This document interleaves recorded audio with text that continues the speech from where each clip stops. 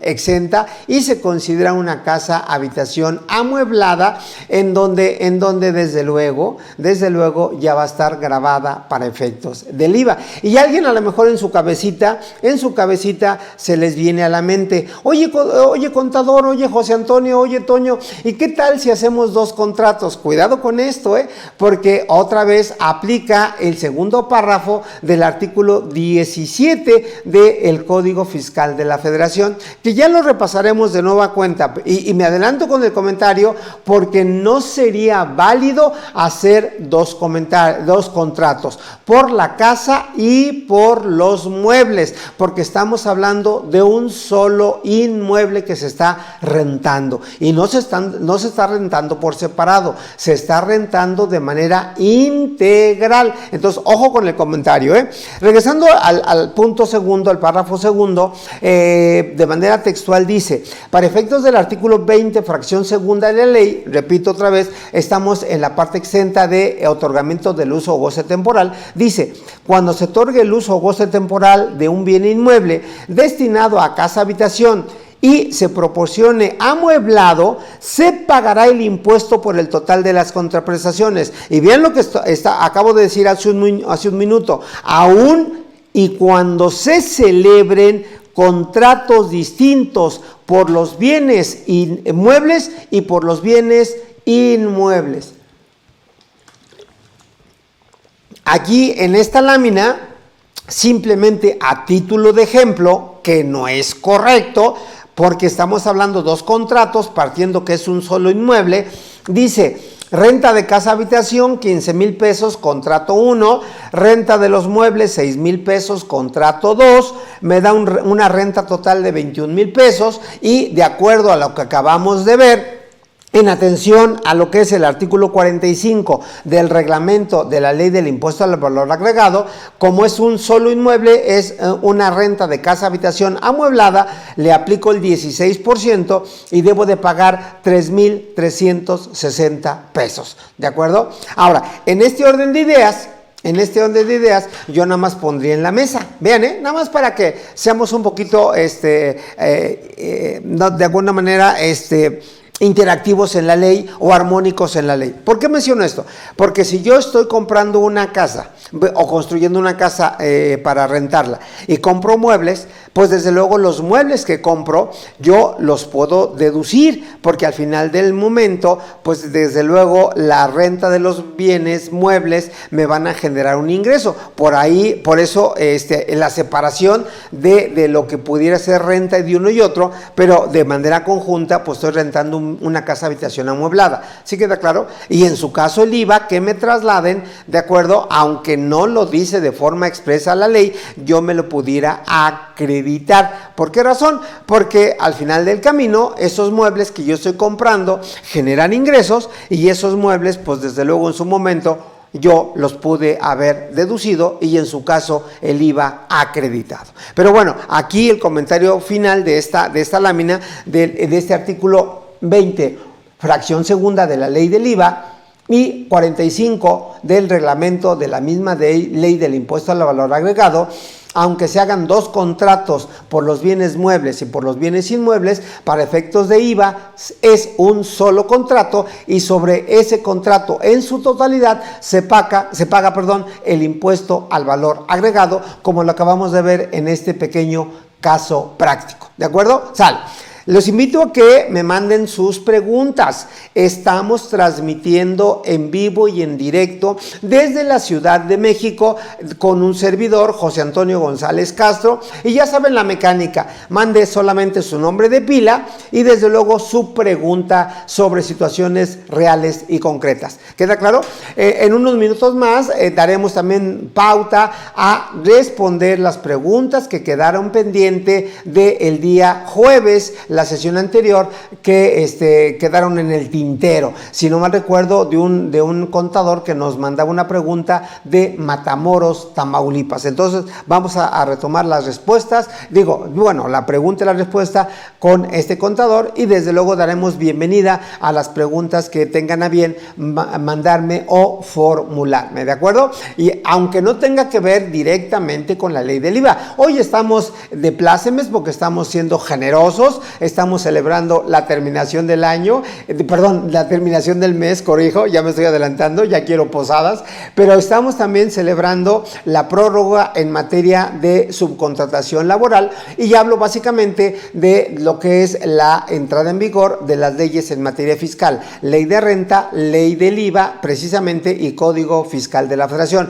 ¿Qué quiere decir esto, mis amigos? Que hoy por hoy sigue vigente un mes más la retención del IVA al 6%. Ya lo repasaremos un poquito más adelante, porque hay también reformas a propósito de esto en donde no han entrado en vigencia, pero al final del camino ya se reformó renta, ya se reformó IVA y ya se reformó código. ¿A qué voy con esto? Y me adelanto un poquito, mis queridos amigos, para que también derivado de esto, si tienen preguntas, con mucho gusto.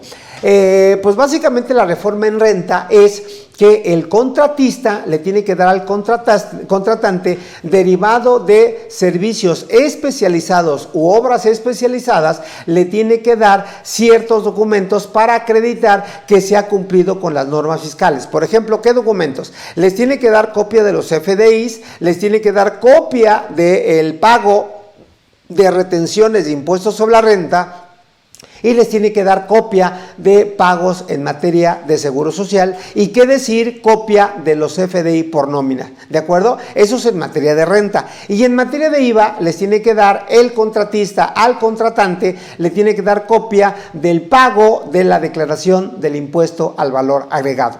Y en código, lo más sencillo, lo más entendible, que hoy por hoy ya está aplicando, me dice que si yo vendo un servicio especializado o la ejecución de obras especializadas, pero obviamente se está ofreciendo el servicio que contrasta o converge con el objeto social de mi cliente, que es la beneficiaria, que es el contratante, precisamente por formar parte del objeto social el servicio que yo le estoy ofreciendo, desde luego no sería deducible para efectos de impuestos sobre la renta, y si lo hago deducible no tiene efectos fiscales para ICR, y el contratante, que es el beneficiario, debe de presentar declaraciones a propósito complementarias, como ya veíamos, precisamente para quitar el efecto del IVA de esa factura que le está dando el contratista. Y desde luego algo que también es algo real ya a partir del día 24 de abril del presente año, donde de acuerdo al artículo 12 y 13 de la Ley Federal del Trabajo ya reformada, ya está prohibido pagar subcontratación de personal. Por lo tanto, si hoy pagan, es la misma regla, no es deducible, el IVA no es acreditable y pueden caer en un delito calificado en los términos del artículo 108 del Código Fiscal de la Federación. Bueno, pues ahí está una probadita, señores, que eso ya entró, ya se prorrogó un mes más, ¿de acuerdo? Si no me equivoco, ayer ya se dio la noticia, ya se dio la publicación, para que lo tengan ahí ustedes contemplado, ¿de acuerdo? Entonces, bueno, seguimos con algunos ejemplos, mis queridos amigos, de lo que son ingresos exentos, para que tengan un poquito de mayor apertura y información. Vean, en materia de lo que es ejemplos de enajenación, tomo como parámetro o base el artículo 9 de la ley del IVA, y dice: no se pagará el impuesto en la enajenación de los siguientes bienes. Como ya lo veíamos, el suelo, ¿de acuerdo? Que yo agregaba, suelo no es lo mismo que tierra. El suelo está exento porque se considera un bien inmueble. Ojo, fracción segunda, por demás importante para aquellos que son constructores, desarrolladores, inmobiliarios. Ojo, está exento, dice, las construcciones adheridas al suelo, destinadas, utilizadas para casa, habitación, ¿de acuerdo? Cuando solo una parte de las construcciones se utilicen o destinen a casa, habitación, no se pagará el impuesto por dicha parte. Los hoteles no quedan comprendidas a esta fracción. Ahora, quiero señalar lo siguiente, que estamos hablando que la edificación o la construcción adherida al suelo es lo que está exentando la ley del IVA. No los servicios parciales de construcción. Ojo con este comentario, mis amigos. Servicios parciales de construcción se cuecen por aparte, en donde de manera adelantada les digo que por criterio de la autoridad, que por norma de la autoridad, esos servicios parciales de construcción, que ya veremos un poquito a título de ejemplo de lo que los comparte la misma autoridad, están grabados a la tasa general del 16%. Así es que esa fracción segunda no la echen por la borda, ténganla ahí en su radar porque la vamos a estar recordando. Bueno, fracción tercera del artículo 9, dice libros, periódicos y revistas, así como el derecho para usar o explotar una obra, que realice el autor. Bueno, también ya comentamos este ejemplo para que no se confundan que aquí los libros, periódicos y revistas está exento. Sin embargo, el artículo 2, letra A, me dice que van a estar grabados al 0% siempre y cuando los libros, periódicos y revistas los enajene la persona que está precisamente editándolos. Bueno, me desfasé un poquito, señores, pero les damos la más cordial bienvenida a toda nuestra familia que se conecta desde Face. Estamos transmitiendo este día sábado 31 de julio en las oficinas corporativas de CADEFI. Estamos hablando de la última sesión del diplomado del impuesto al valor agregado. Así es que los invitamos a que el tiempo que les demos de apertura en Face, pues traten de aprovechar este evento. Estamos hablando ahorita de algunos ejemplos de ingresos exentos en materia de enajenación de bienes o prestación de servicios para efectos del impuesto al valor agregado, diciendo que la ley del IVA se cuece por aparte a diferencia de la ley del ICR. La ley del ICR grava ingresos y la ley del IVA grava actos o actividades. Por eso, no confundir que algunos criterios de la autoridad prácticamente me obligan a pagar IVA cuando no estoy cayendo en ninguno de los supuestos que establece la ley del IVA. Por lo tanto, mis queridos amigos, ahorita los invito a que se incorporen a la charla que estamos platicando del artículo 9 de algunos ejemplos de enajenación de bienes que se encuentran exentos para efectos del IVA. Retomando, y espero que me disculpen nuestros queridos suscriptores, familia CADEFI, donde repito que el suelo es un ejemplo de ingreso exento para IVA, las construcciones adheridas al suelo también es un ejemplo de ingreso exento para IVA, pero hacía énfasis, son construcciones adheridas al suelo, mas no servicios parciales de construcción, que decía y me anticipaba, la postura del SAT es que esos servicios parciales de construcción están grabados a la tasa del 16%, donde yo en la práctica me he percatado de que esos servicios, como argumentan que todos son para casa-habitación, los están considerando como exentos, cosa que no es correcta, ¿de acuerdo? Y nos quedamos precisamente en la enajenación de bienes exentos, libros, periódicos y revistas, y les decía, no confundir porque los mismos libros, periódicos y revistas que enajenan las propias editoriales, de acuerdo, por ejemplo, por RUA, por ejemplo, no sé, se me viene otra editorial a la mente, no se me viene aquí, por ejemplo, El Sótano, que estamos muy cerquita del Sótano, en fin, muchas editoriales, si ellos venden sus propios libros, periódicos o revistas, esa operación se encuentra grabada al 0%, en los términos del artículo 2, letra A, de la Ley del Impuesto al Valor Agregado. Ahora, si alguien no está muy versado en IVA o finalmente son personas que no se han familiarizado de manera puntual con la ley del IVA, debo decirles que la diferencia de estar grabados al 0 es de que todo el IVA que les trasladen sus proveedores, ¿de acuerdo?, lo pueden acreditar siempre y cuando el gasto sea deducible, la inversión sea deducible, ¿de acuerdo?, las compras sean deducibles, si no es donde entra la proporción. ¿de acuerdo? Y si venden un servicio o un bien que está exento, pues el IVA identificado con esa operación exenta no se puede acreditar y se manda el gasto, el IVA, y el gasto es deducible. Ya lo decía que eso inclusive para algunas empresas representa pues un problema de una competencia leal o desleal, porque no es lo mismo vender un producto grabado al 16% que un producto grabado al 0%. ¿Por qué razón? Porque quien absorbe el efecto del IVA es el consumidor final. ¿Y quién lo va a resentir? Tu bolsillo y mi bolsillo, desde luego. Es más, para que tengan un dato y vean la complejidad y el efecto de los impuestos indirectos y el efecto de los impuestos que se consideran contribuciones parafiscales. Un ejemplo son los cigarros.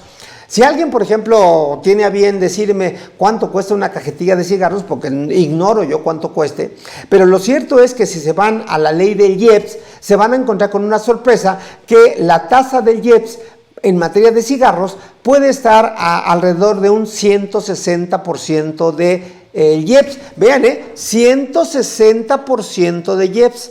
Y como lo acabo de mencionar el día de hoy, el IEPS, ¿de acuerdo? O un impuesto puede ser base de otro impuesto, y en este caso es base del IVA. Entonces vean, el valor de la cajetilla más el IEPS, y luego a eso aplíquenle el IVA, díganme si estamos en condiciones como consumidor final de pagar ese impuesto. ¿Y por qué dije IEPS? Porque, a título de ejemplo, porque el IEPS es un impuesto que se considera parafiscal, porque al fisco, aunque sí recauda impuesto, no le interesa la recaudación per se. Le interesa que tú que fumas, ¿de acuerdo? No te enfermes de efisema pulmonar o no te enfermes de cáncer, porque son obviamente enfermedades terminales, enfermedades muy agresivas. A propósito de enfermedades, que tocamos madera todos y esperemos que en su casita estén bien, ¿de acuerdo? De salud, en todos los escenarios, ¿de acuerdo? Se sigan cuidando. Pero a lo que voy, señores, es que este tipo de contribuciones, si bien es cierto, son muy directas, al final del camino las absorbe el consumidor final, y desde luego el efecto financiero, el efecto económico y el efecto en tu bolsa sí se resiente. Entonces, bueno, pues ahí están los comentarios para saber ¿cuál es el efecto de saber si están grabadas al 0, grabadas al 16 o exentas para efecto de poder o no acreditar el IVA? ¿De acuerdo? Bueno, seguimos, amigos, en la parte de lo que son ingresos exentos. Estoy tomando como supuesto, como fundamento, como respaldo, el artículo 9 de la ley del IVA, y dice: bienes muebles usados a excepción de los enajenados por empresa. Vean lo que está diciendo la norma, ¿de acuerdo?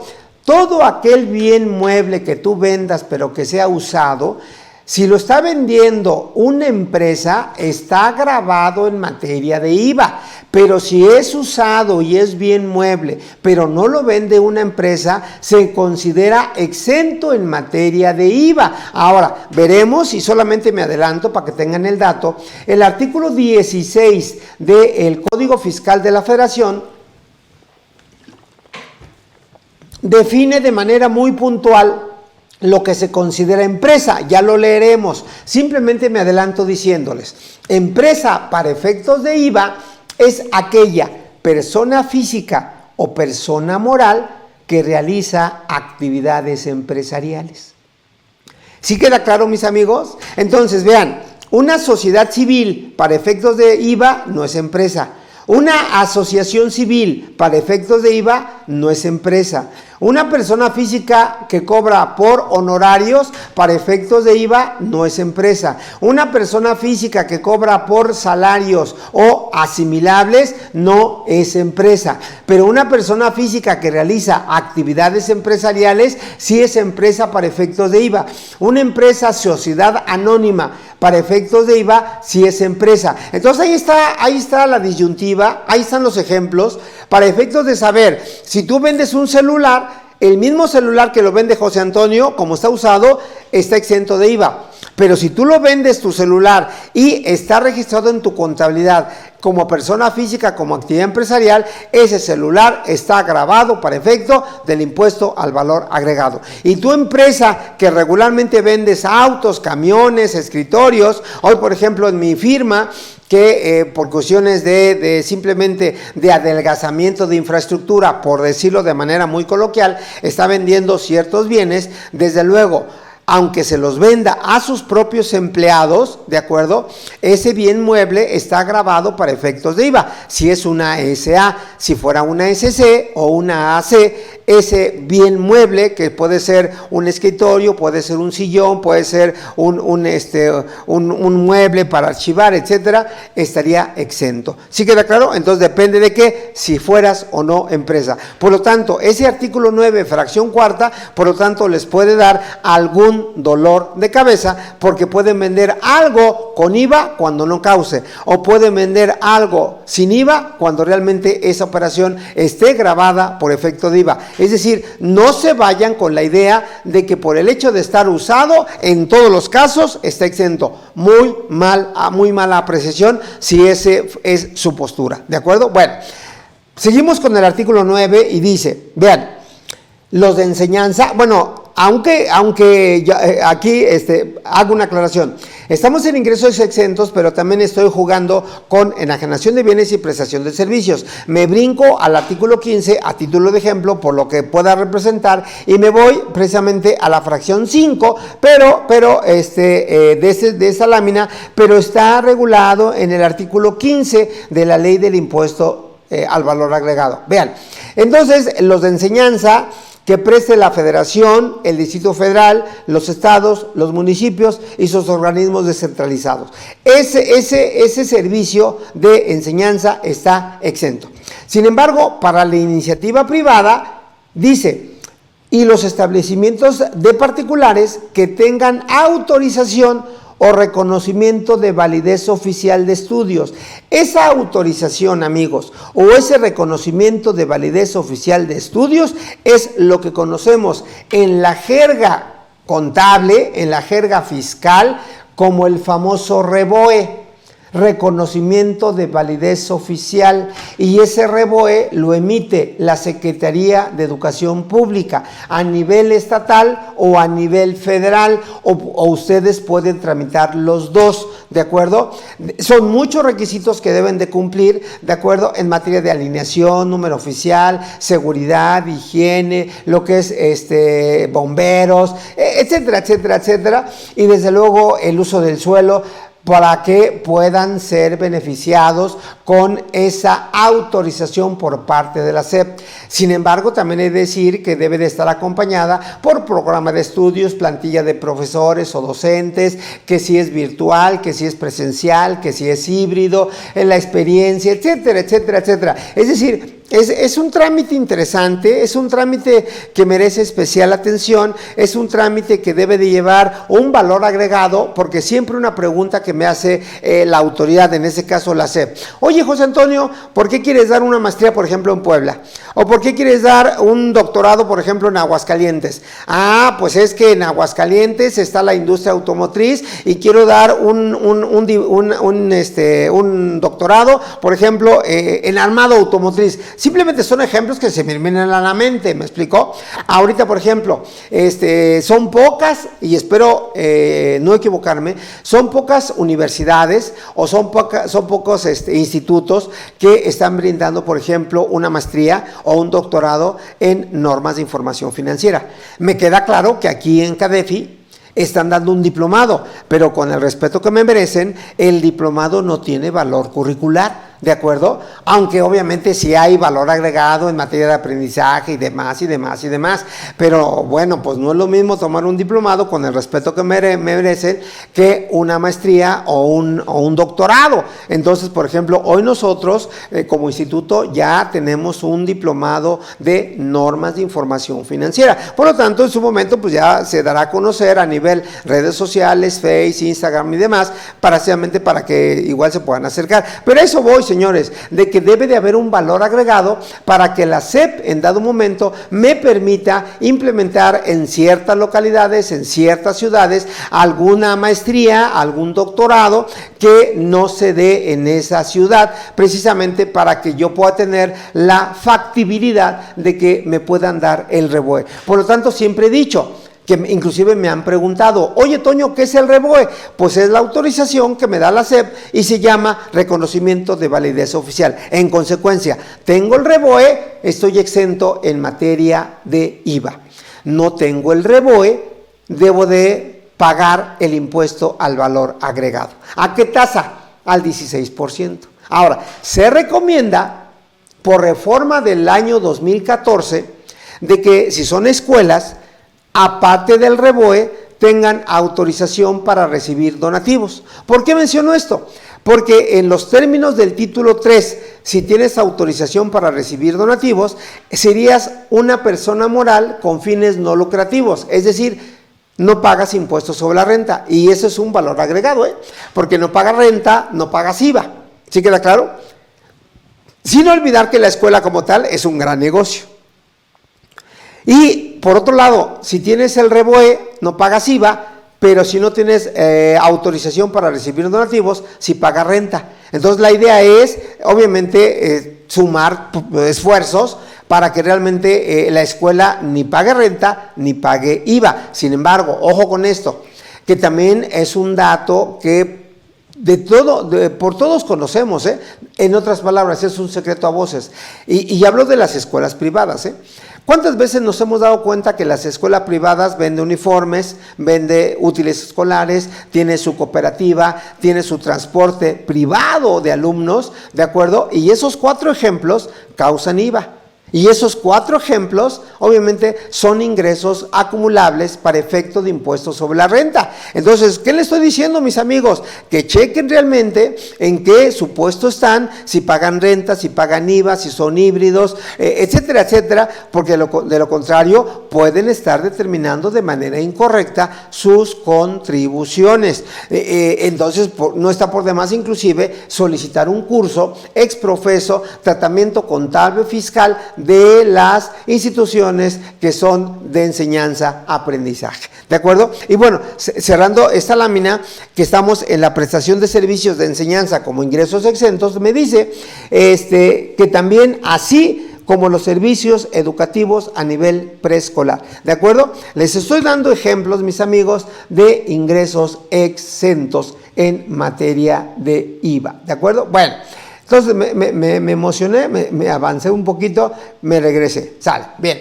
En esta lámina que sigue me dice, enajenación de casa habitación, la disposición que establece que no se pagará IVA no abarca los servicios parciales de construcción.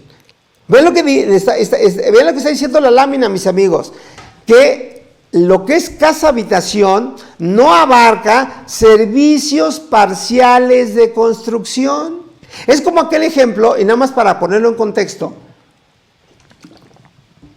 y entrar en la lámina, es como aquel ejemplo que me comentaban hace algunos meses. Vean, y se los compartí, les dije, miren amigos, una persona, una familia, un arquitecto, doctor o lo que sea, construyó su casa habitación, por lo tanto estuvo exento de la construcción.